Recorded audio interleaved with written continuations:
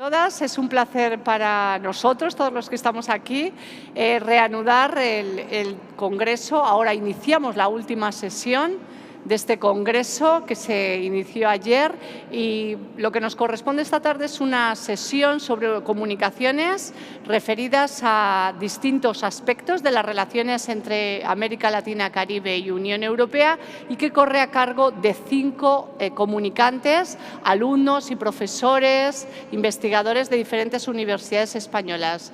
Si bien en el programa aparecen 6 comunicaciones, la última no va a ser posible porque le ha surgido un asunto familiar, por lo tanto, nos vamos a quedar con 5 comunicaciones. Una vez terminen los comunicantes, podemos abrir un turno de preguntas que pueden ir referidas, dirigidas a cada uno de los comunicantes.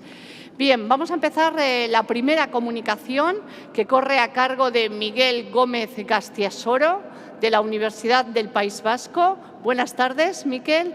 Y su tema de la comunicación se titula «Vendrán a ser propiedad yanqui, la expansión de la presencia estadounidense en América y los desafíos para una alianza hispanoamericana».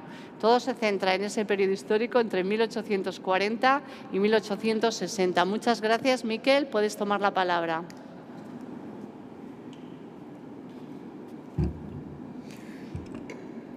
Hola, ¿se oye bien?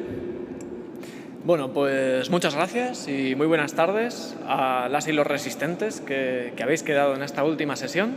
Y bueno, como ya han comentado, yo voy a centrar esta comunicación fundamentalmente en el avance de Estados Unidos en América Latina antes de que surgiese la Guerra de Secesión y la reacción de España o de los enviados diplomáticos españoles en el continente en un intento por crear a su vez una esfera de influencia propia que colisionaría con la de los estadounidenses, ¿no?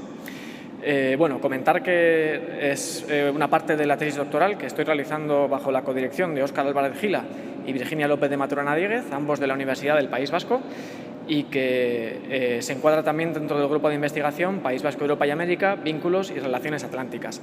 Para contextualizarnos, nos situamos en el momento inmediatamente posterior a las independencias americanas. Y al contrario que Portugal, por ejemplo, podemos ver que España dificultó y retrasó en buena medida el reconocimiento de las diferentes repúblicas americanas surgidas de los procesos de independencia. Tal vez el hecho más conocido dentro de este aspecto fuese la invasión de Barradas en 1828, pero es que sabemos que los ministros de Fernando VII, en esas mismas reuniones en las que dieron lugar a ese proyecto de invasión, también elaboraron otros proyectos para desestabilizar países americanos, por ejemplo, Guatemala. También ejercieron toda la presión diplomática que pudieron en Europa para evitar que esos reconocimientos llegasen, pues, por ejemplo, en Rusia y en Austria-Hungría. Y finalmente, la pérdida de los últimos puntos fuertes de España en el continente pues dio al traste con esos planes, ¿no? Y se centró finalmente en la defensa de Cuba.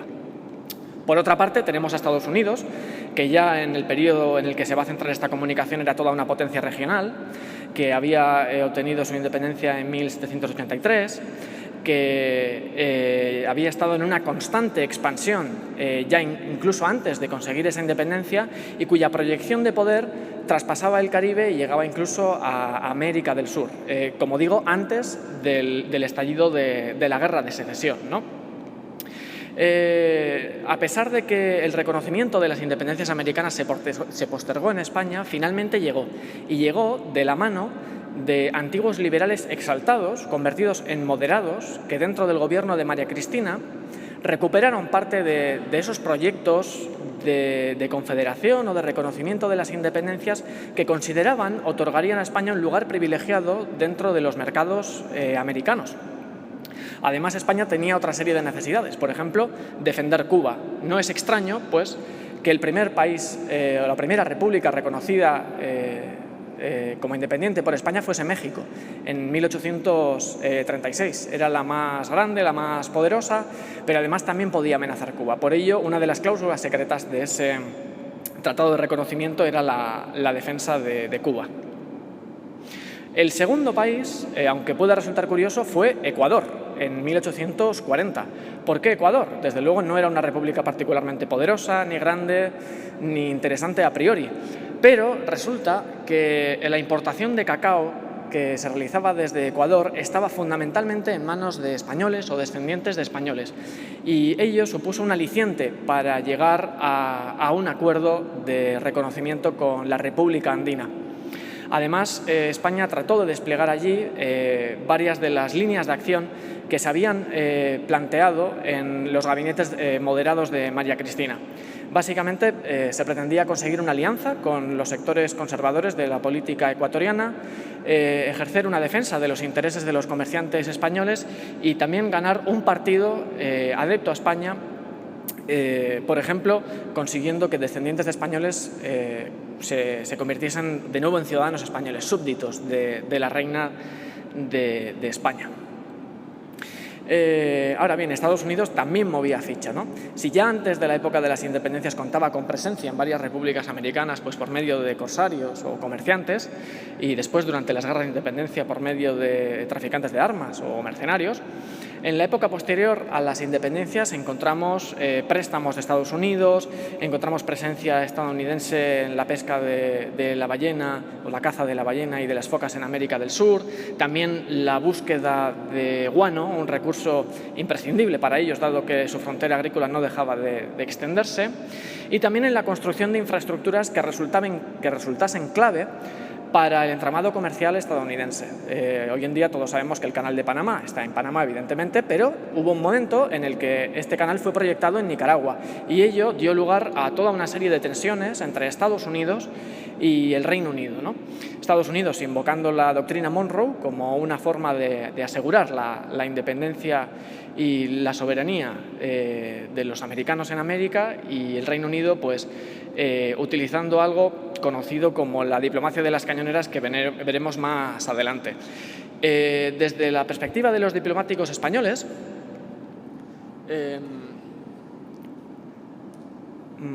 desde la perspectiva de los diplomáticos españoles, sabemos que este avance estadounidense, y particularmente de las empresas estadounidenses, resultaba particularmente dañino, particularmente alarmante, y que también consideraban que podía dar lugar a nuevas repúblicas, nuevos estados títere de Estados Unidos. Aquí tenemos una misiva que el secretario de la legación española en Quito envió a Madrid, en la que se explica que la empresa estadounidense, aquí lo pone Camino de Hierro, encargada de hacer un ferrocarril en Panamá, podía dar como resultado que Panamá se convirtiese en una especie de estado títere de Estados Unidos, y como estas, pues había otras comunicaciones referidas a Honduras o a Nicaragua, o también al continente o al subcontinente sudamericano.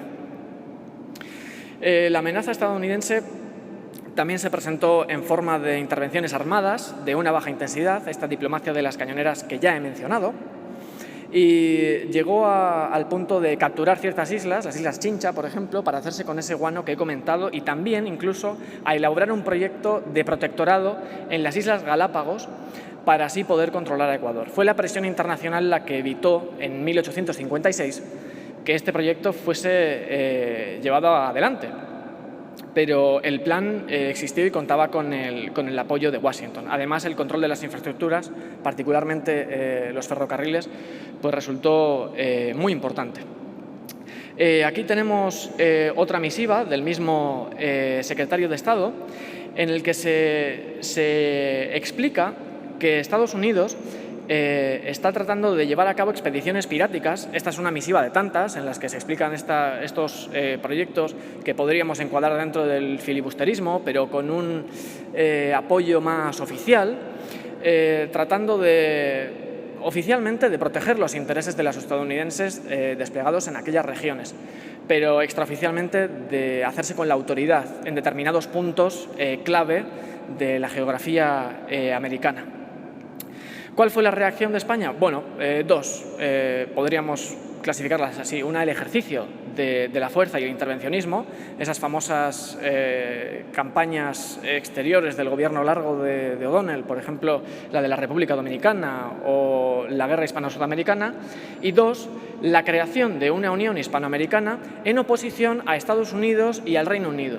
Es aquí cuando encontramos una retórica antisajona en la cual se atribuyen a la raza española, sin definir muy bien lo que es, una serie de atributos positivos y a la raza anglosajona una serie de atributos negativos, a través de los cuales dejar claro que a las repúblicas hispanoamericanas les convenía llegar a un entendimiento con España, a pesar de que muchas de sus independencias todavía no estuviesen reconocidas. Esta política fracasó.